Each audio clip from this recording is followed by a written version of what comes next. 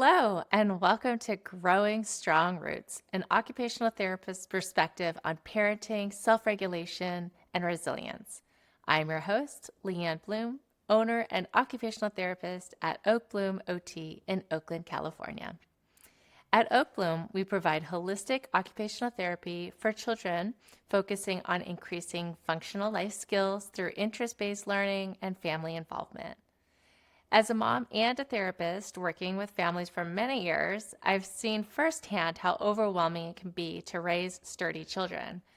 My goal is to share science-based strategies, real-life stories, and resources that can help you nourish those roots so that you and the children in your life can grow stronger, sturdier, and more resilient.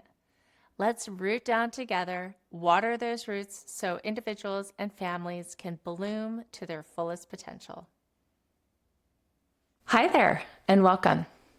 Parenting a child with ADHD and sensory sensitivities has taught me so much, especially about my own limits. There are moments when I'm just trying to get dinner on the table and I find myself asking, how can I support my child when I'm totally depleted? When you're a parent of a sensitive or neurodivergent child, you're often giving more one-on-one time, more advocacy at schools, more therapy appointments, play dates, tutoring, extracurriculars, all in service of raising a kind, curious, capable human. And on top of all of that, we've got all our other roles as a partner, professional, friend, or a daughter to an aging parent. It can be a lot. So how do we care for ourselves amidst all of that? There was a reason why this metaphor of put your own oxygen mask first comes up so often when in parenting conversations.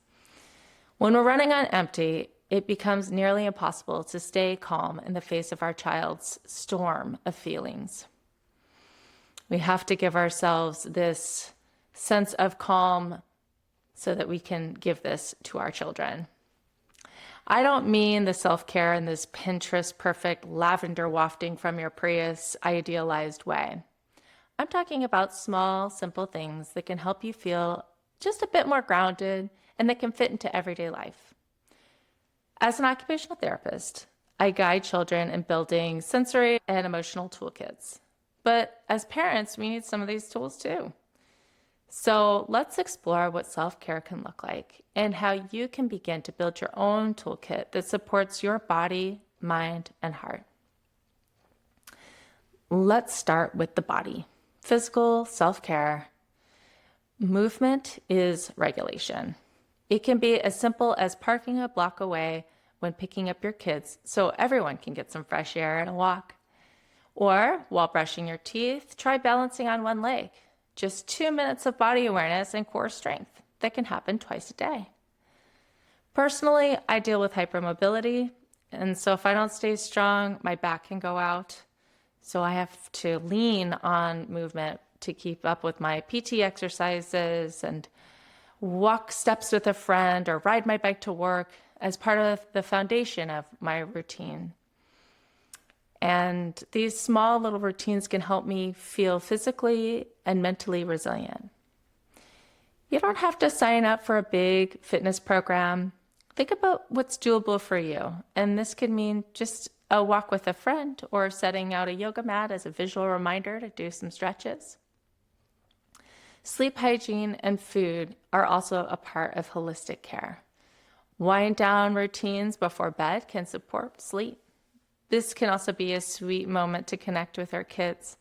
Bedtime is a time of vulnerability and when big feelings and soft moments can emerge. And food, I'm no nutritionist, but I know that eating regularly and mindfully helps me show up better.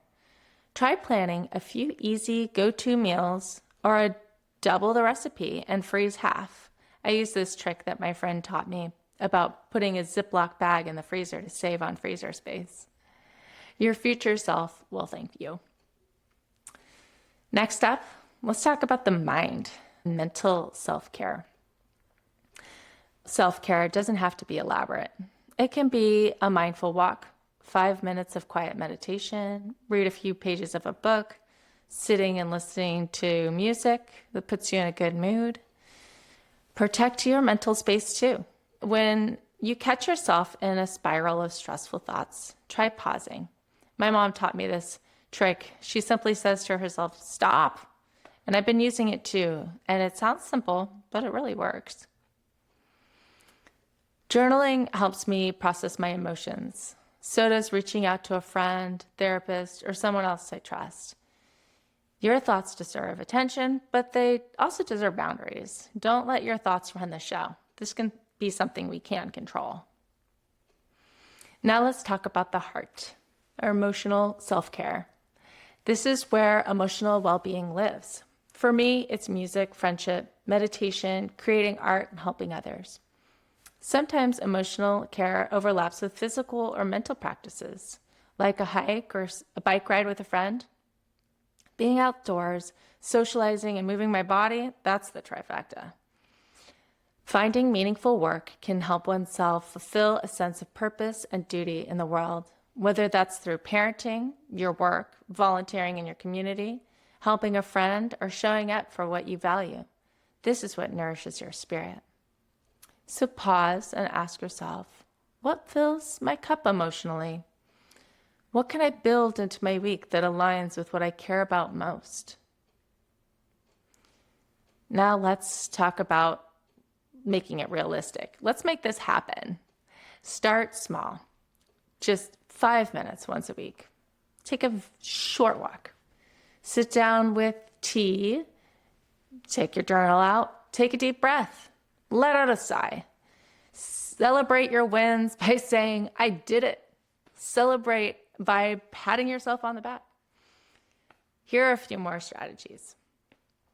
Habit stacking. This is a strategy that I learned from James Clear in his Atomic Habits book. Pair self-care with something you already do, like stretching while the coffee brews, doing your balance exercises while brushing your teeth, or parking your car a block away. Having visual cues, that yoga mat that sends a signal to you that says you got to do your stretches, or post a post-it on your mirror that says breathe, or stick a picture of a serene place or an activity you'd like to incorporate. All this can go a long way. Set weekly reminders to step outside. Take a deep breath. Or one trick I do is putting an alarm in my phone with a nice ringtone and the words "take a break" with a cute little emoji next to it. Build in protections for yourself. Set your own screen time limits. Turn off notifications after a certain time, 8 p.m. maybe. Block time in your calendar for a 5-minute recharge. Accountability can also help. A weekly walk with a friend or a class on the same day every week can make it happen, make it really stick. Remember, your regulation sets the tone for your child. The more resourced you are, the more you can give. And the more they'll co-regulate in a way that feels good, more connection and care can happen there too. So here's my invitation to you this week. What is one self-care practice you can do for just 5 minutes? Name it, try it, and when you do it, celebrate it. Because you're worth the time. Your child is worth this version of you that feels whole, grounded, and resilient.